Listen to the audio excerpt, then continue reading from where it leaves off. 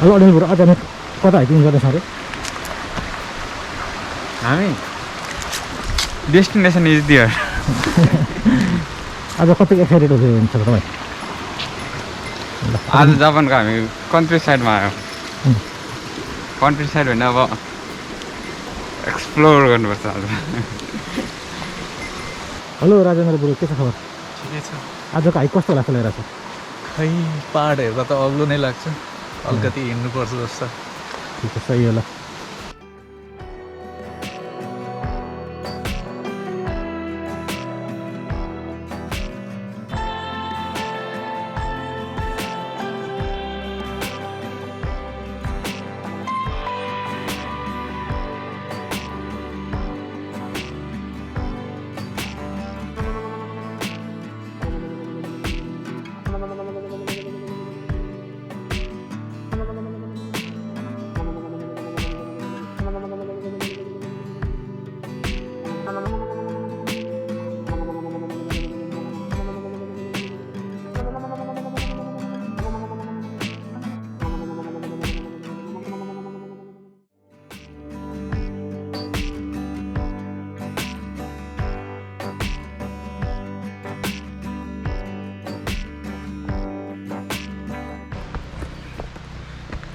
hiking कस्तो भएको छ राजेन्द्र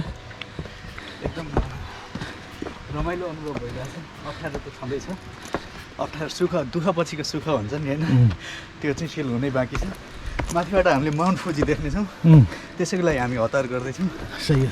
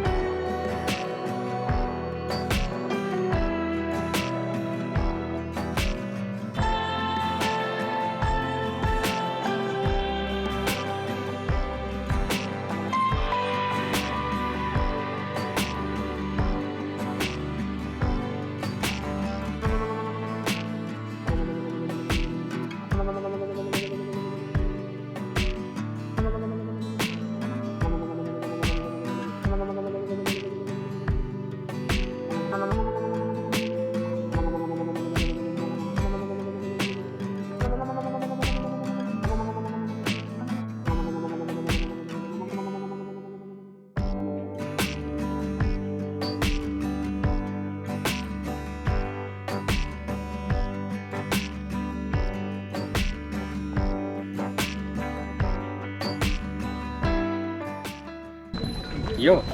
के खास न त्यसरी छ हामी आज जिम्बा कोगेनसित यामामा आएको हाइकिङ त्यति धेरै गाह्रो पनि हाइकिङ पनि होइन तर जस्ट टोकियोबाट चाहिँ एक दिन चाहिँ हामी जस्ट एक दिनको यसो रमाइलो गरौँ भन्ने हो भने चाहिँ कन्ट्री साइड जस्तो भयो होइन जापानको रमाइलो छ जस जै आउनु होला हस् धन्यवाद